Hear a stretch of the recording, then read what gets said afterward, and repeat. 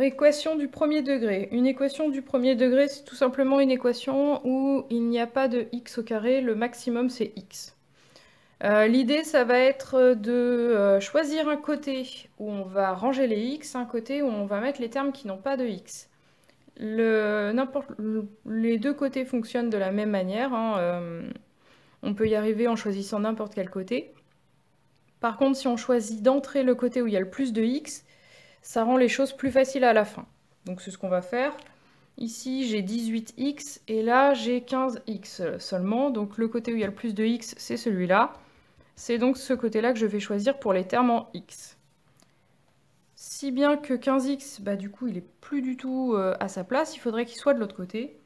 Et donc, comme on va faire ça, on va tout simplement l'enlever de ce côté-là.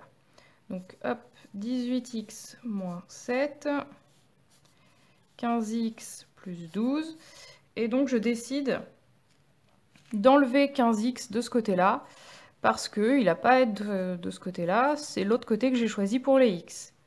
Oui, mais alors je fais très attention, égal, c'est un équilibre, équilibre, égalité, c'est de la même famille, et donc si je fais moins 15x de ce côté-là, je vais créer un déséquilibre.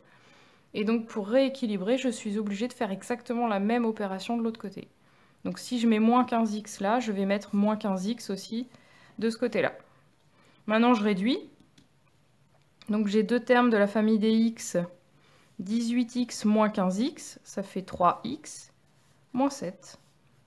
Et là, j'ai 15x moins 15x, ça fait 0x. Donc, il reste 12. Deuxième étape, j'ai dit que ce côté-là, c'était pour les termes en x. Je me retrouve avec un moins 7 qui n'a pas du tout de x, ça veut dire qu'il n'est pas à sa place. Je vais l'enlever de là. Donc, bah, pareil. 3x moins 7. Alors, je fais attention, pour enlever un moins 7, je fais l'opération opposée. Je vais ajouter 7. Pensez, hein, vous avez une dette de 7 €. Si vous voulez enlever votre dette de 7 €, il faut tout simplement la rembourser.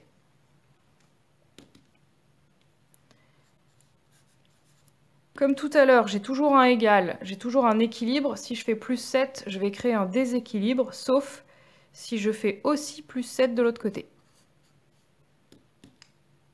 Et je réduis. Donc, de la famille des x, j'ai 3x. Et là, je vais avoir moins 7 plus 7, ça fait 0. 12 plus 7, ça fait 19. L'objectif de la résolution, c'est de trouver la valeur de x. Donc, je voudrais x tout seul. Là, j'ai pas x tout seul, j'ai 3 fois x. Donc, en fait, des x, j'en ai 3. Je vais donc, pour me débarrasser du fois 3, tout simplement faire un divisé par 3.